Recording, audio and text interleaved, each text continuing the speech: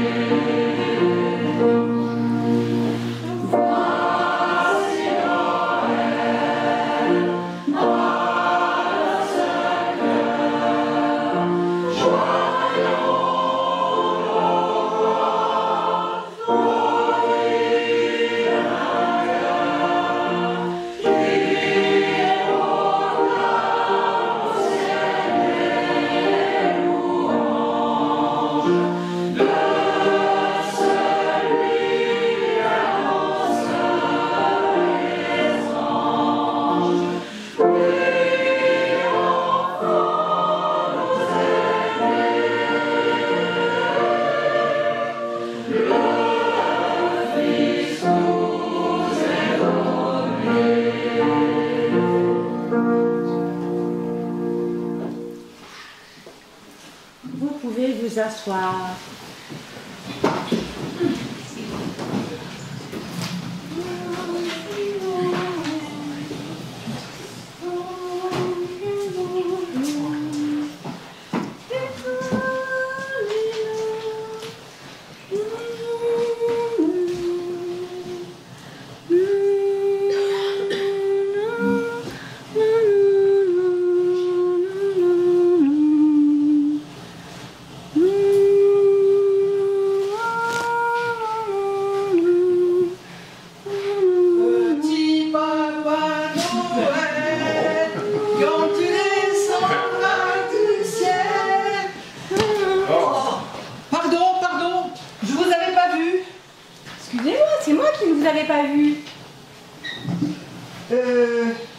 Mais qui êtes-vous?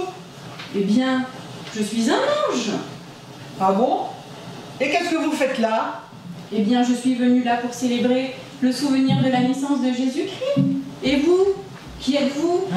Moi, je suis un lutin du Père Noël, le lutin matricule 521, chargé de récupérer les lettres du Père Noël. Il y en a encore que j'ai récupérées.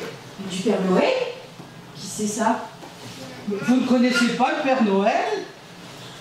Alors ça, le Père Noël, c'est un vieux monsieur avec une grande barbe blanche qui est très très riche et qui offre des cadeaux à tous les enfants de la terre, la nuit de Noël, et c'est bientôt. À tous les enfants, la nuit de Noël. Oui, ça fait environ 50 ans que ça dure. Bah, et Jésus-Christ, l'a-t-on oublié? Non, ne vous inquiétez pas, j'ai mon mini-ordinateur de poche, je regarde.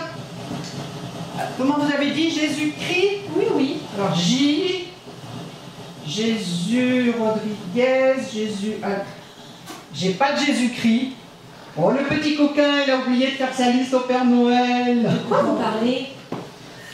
Ne vous inquiétez pas, c'est pas grave, je vais l'inscrire. Voilà. Alors, je crée sa nouvelle fiche.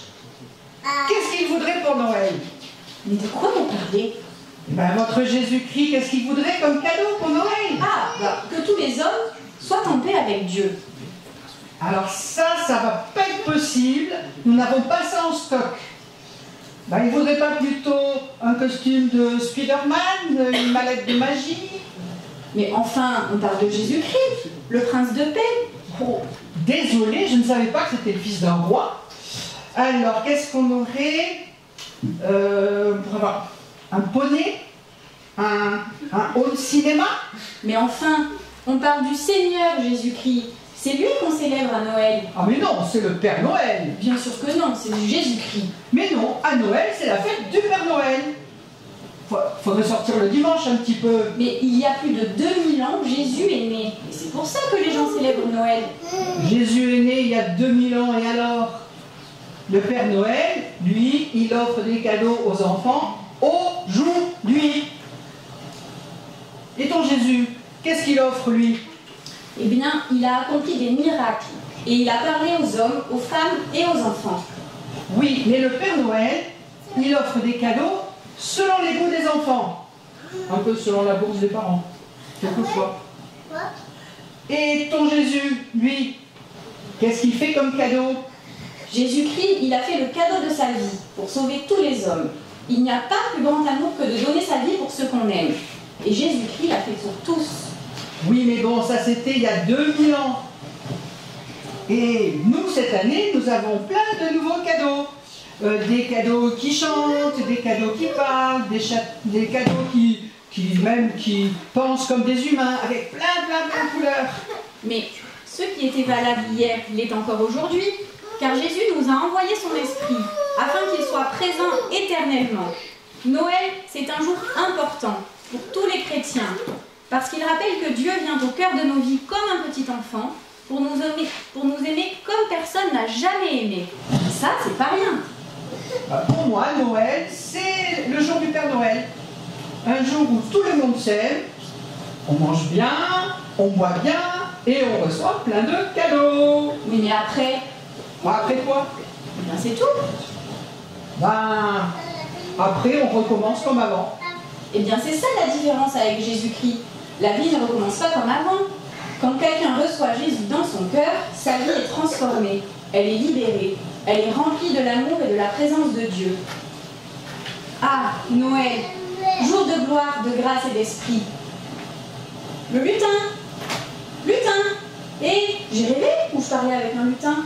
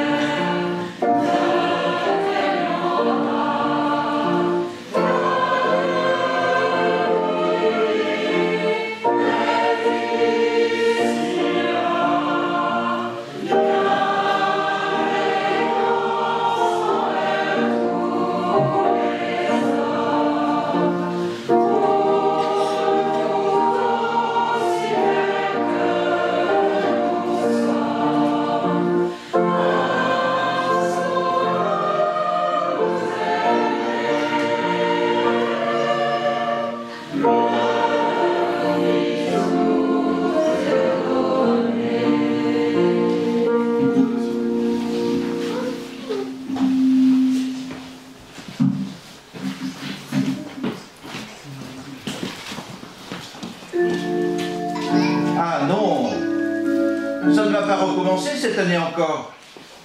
Mais quand est-ce qu'ils comprendront, les humains, et arrêteront de nous couper les pieds et nous laisseront en paix dans nos belles forêts, à profiter du soleil et à écouter chanter le vent? Il y a 2 ans, c'est mon petit frère, le petit sapin de bas de la pente qu'ils ont emmené. L'an dernier, ils ont fait fort. Ils sont allés chercher dans le Grand Nord un cousin, Norman.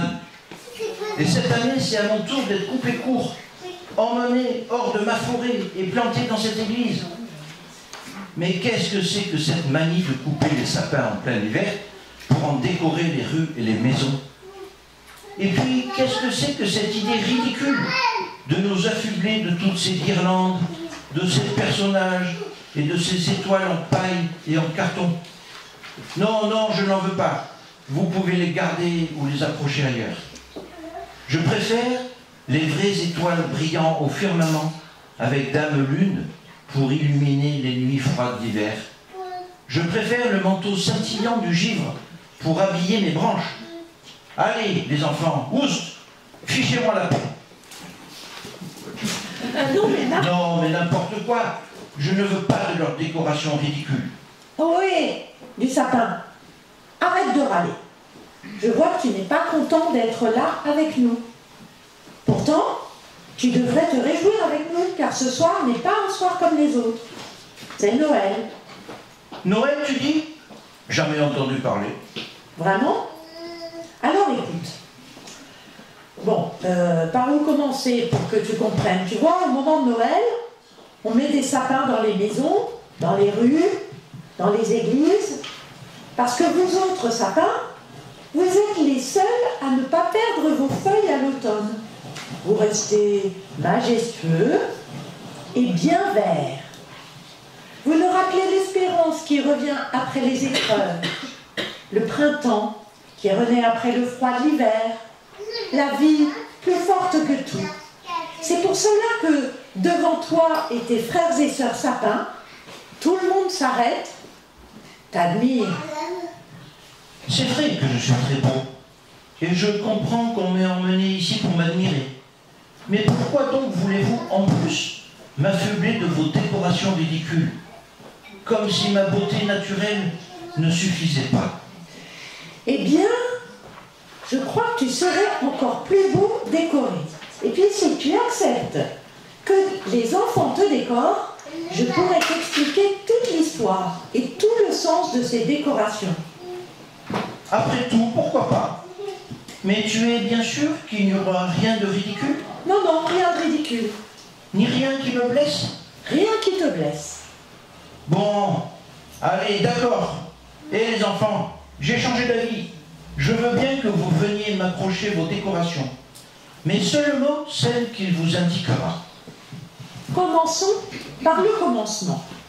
Au commencement, donc, Dieu voulut un monde où chacun ait sa place et voulut avoir avec les humains une relation de confiance et d'amour.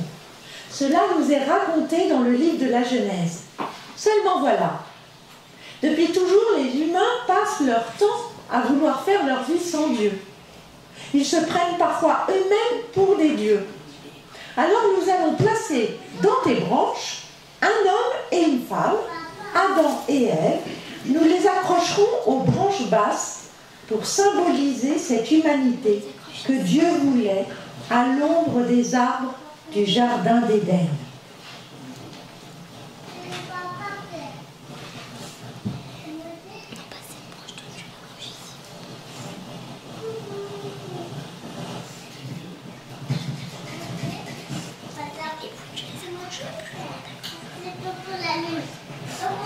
Voilà. C'est fait. Et puis nous allons accrocher des boules à tes branches. Des boules qui rappellent la tendance des humains à toujours vouloir se passer de Dieu, comme Adam et Ève ont mangé du fruit de l'arbre défendu parce qu'ils croyaient qu'ainsi ils seraient égaux à Dieu.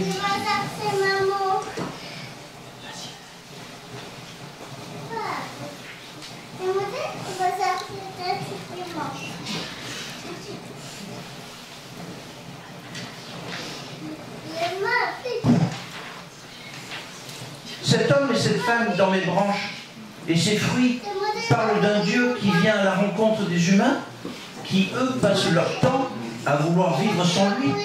C'est triste, non? Ce serait triste si l'histoire s'arrêtait là. Mais l'histoire ne s'arrête pas là. Car Dieu ne renonce pas. Alors il a parlé aux humains, aux patriarches, Abraham, Isaac et Jacob, à Moïse, aux prophètes. Et comme cela ne suffisait pas, il a promis à son peuple que dans la famille d'Ésaïe naîtrait le Messie. Dans la famille d'Ésaïe? Oui. C'est la famille du roi David et du roi Salomon. Voilà comment cette promesse est énoncée dans la Bible. C'est formidable, hein? Il y a des enfants supplémentaires qui sont arrivés pour mettre des boules, des fruits. Et il y a une grande enfant. Il y a une grande enfant en plus. Voilà, il y a une grande enfant en plus.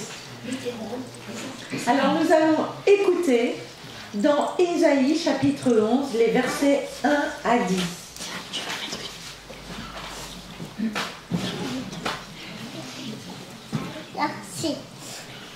Un rameau sort du vieux tronc de Jessé. Une nouvelle pousse sort de ses racines. L'Esprit du Seigneur est sans cesse avec lui. L'Esprit qui donne la sagesse et le discernement, l'aptitude à décider et la vaillance. L'Esprit qui fait connaître le Seigneur et enseigne à l'honorer. Il lui inspirera d'honorer le Seigneur. Il ne jugera pas selon les apparences. Il ne décidera rien d'après des racontars. Mais il rendra justice aux défavorisés. Il sera juste pour les pauvres du pays. La justice et la fidélité seront pour lui comme deux ceintures qu'on porte toujours autour des reins. Alors, le loup séjournera avec l'agneau. La panthère se couchera près du chevreau. Le veau et le lionceau se nourriront ensemble et un petit garçon les conduira.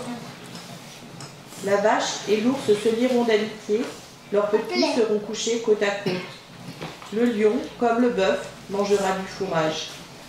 Le nourrisson jouera sur le nid du serpent et le petit garçon pourra mettre la main dans la cachette de la vipère. On ne commettra ni mal, ni destruction sur toute la montagne qui appartient au Seigneur. Car la connaissance du Seigneur remplira la terre, tout comme les eaux recouvrent le fond des mers. Ce jour-là, le descendant de Jessé sera comme un signal dressé pour les peuples du monde. Ils viendront le consulter, et du lieu où il s'établira, rayonnera la gloire de Dieu.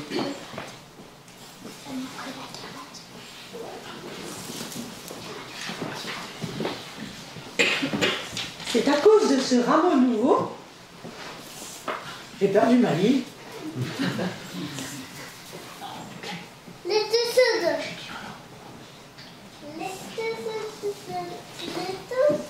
Et voilà, je l'ai retrouvé. C'est à cause de ce rameau nouveau que nous attendons, que nous allons ajouter, cher sapin, à ta décoration, des guirlandes qui font penser aux longues tiges d'une plante. Et nous allons chanter un cantique qui rappelle cette promesse que Dieu nous a faite.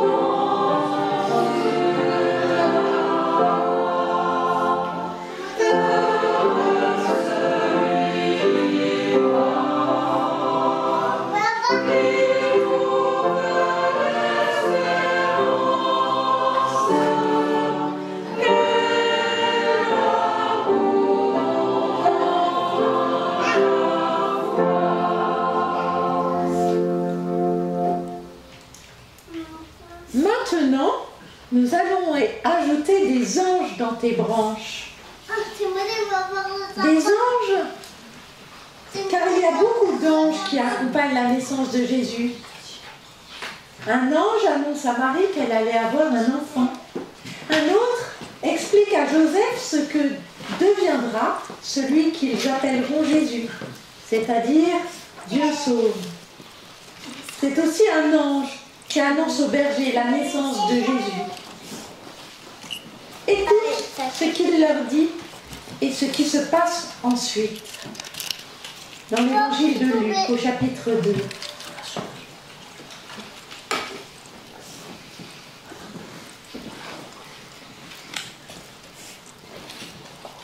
N'ayez pas peur, car je vous annonce une bonne nouvelle qui réjouira beaucoup tout le peuple. Cette nuit, dans la ville de David est né pour vous un sauveur. C'est le Christ, le Seigneur. Et voici le signe qui vous le fera reconnaître. Vous trouverez un nouveau-né enveloppé de langes et couché dans une mangeoire. Tout à coup, il eut avec l'ange une troupe très nombreuse d'anges du ciel, qui louaient Dieu en disant « Gloire à Dieu dans les cieux très hauts, et paix sur la terre pour ceux qui l'aiment. »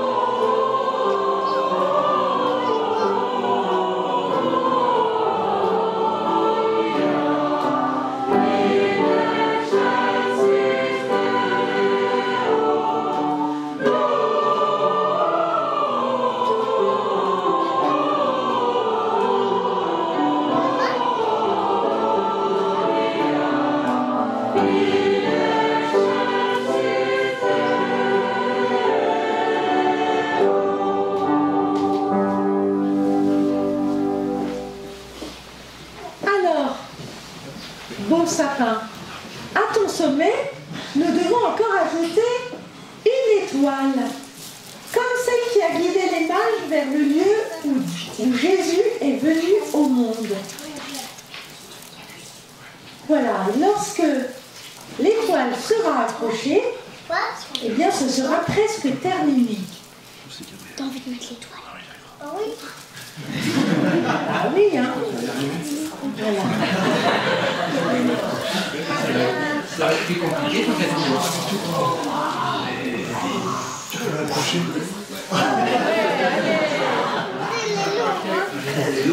Bravo. Et voilà.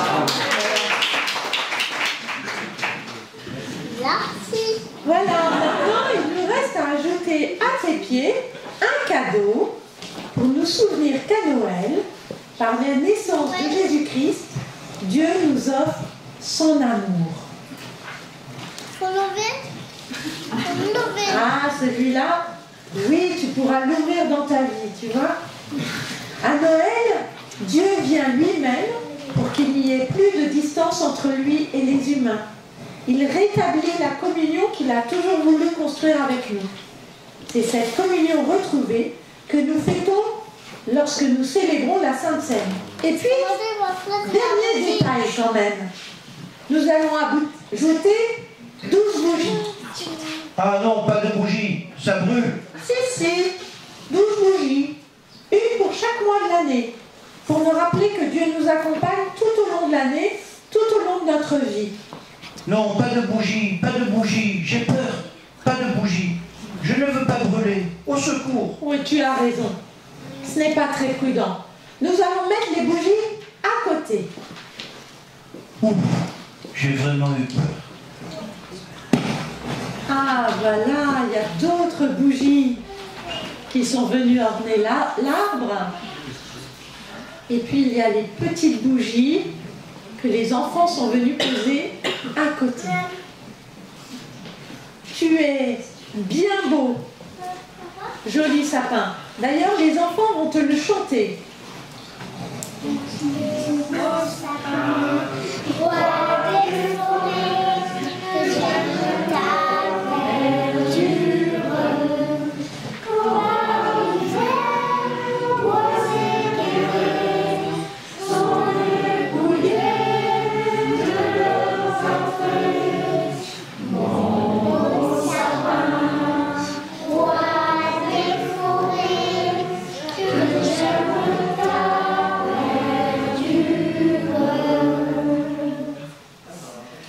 Eh bien, je crois que nous pouvons applaudir les comédiens.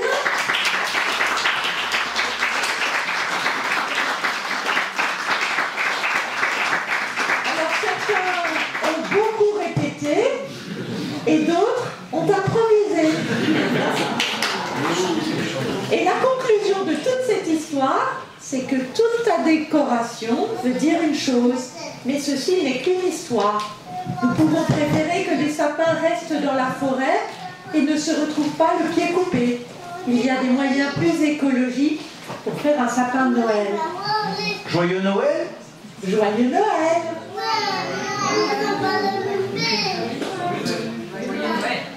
Et nous allons chanter Quel est l'enfant qui est né ce soir.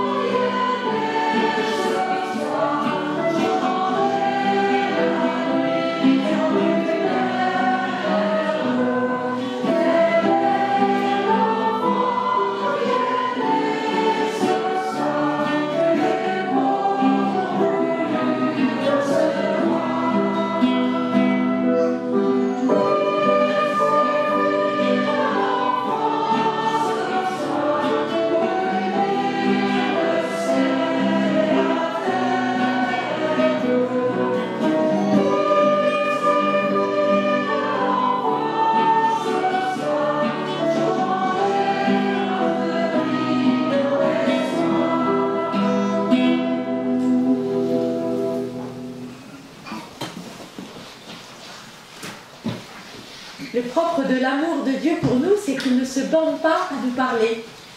Il nous écoute aussi. C'est pourquoi je vous invite à le prier. Seigneur, en ce jour où nous nous souvenons que ton Fils est venu partager notre existence et porter nos fardeaux, nous te prions pour ceux qui sont solitaires, endeuillés, fatigués et chargés. Donne à tous la lumière de Noël, pour qu'ils puissent, au cœur de l'obscurité, connaître la joie véritable de ce jour. Seigneur, en ce jour où nous nous souvenons que ton Fils est venu nous révéler ton amour pour nous, nous te prions pour ceux qui n'ont ni famille, ni amis pour les aimer, et pour ceux qui sont sans toi, sans terre pour les accueillir, et pour ceux qui ne savent pas donner d'amour, ou qui n'osent pas ouvrir leur porte à l'inconnu ou l'inattendu. Donne à tous l'hospitalité de Noël, pour qu'ils puissent, au milieu de toutes les portes qui se ferment, trouver une étable, une auberge, un foyer d'humanité.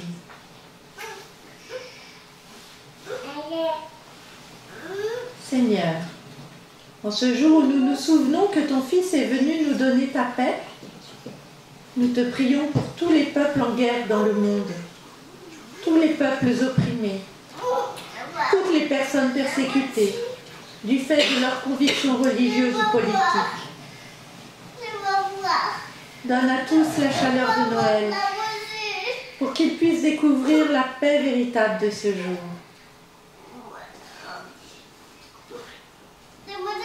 Seigneur, en ce jour où nous nous souvenons que ton Fils est venu pour sauver ce qui est perdu, nous te prions pour ceux dont le cœur est rempli d'amertume, de revanche et de haine, et pour tous ceux dont les blessures sont trop profondes pour oser s'ouvrir à l'autre. Donne à tous le bouleversement de Noël, pour qu'une conversion et une ouverture soient possibles dans les cœurs. Seigneur, en ce jour où nous nous souvenons que ton Fils est venu pour que nous soyons justifiés, nous te prions pour tous les artisans de paix et tous les assoiffés de justice. Donne à tous l'esprit de Noël pour qu'il soit consolidé, éclairé et renouvelé. Seigneur, en ce jour où nous nous souvenons que ton Fils est venu accomplir tes promesses, nous te prions pour nous et nos familles. Donne-nous l'espérance de Noël, pour que nous puissions mettre en toi toute notre confiance et être pour le monde des messagers d'espérance. Seigneur, c'est avec confiance que nous t'adressons toutes nos prières. C'est vers toi que nous voulons dire la prière que tu nous as apprise. Notre Père, qui es aux cieux, que ton nom soit sanctifié, que ton règne vienne, ta volonté soit faite sur la terre comme au ciel. Donne-nous aujourd'hui notre pain de ce jour. Pardonne-nous nos offenses. Que le Seigneur bénisse vos routes, qu'il les illumine. Gloire à Dieu au plus haut des cieux et paix sur la terre pour les hommes que Dieu aime. Que le Seigneur vous bénisse et vous garde, qu'il remplisse votre cœur de sa paix, de son amour et de la joie particulière de ce jour. Allez dans la paix et la joie de Noël. Amen. Et nous chantons « Il est né le divin enfant ». Il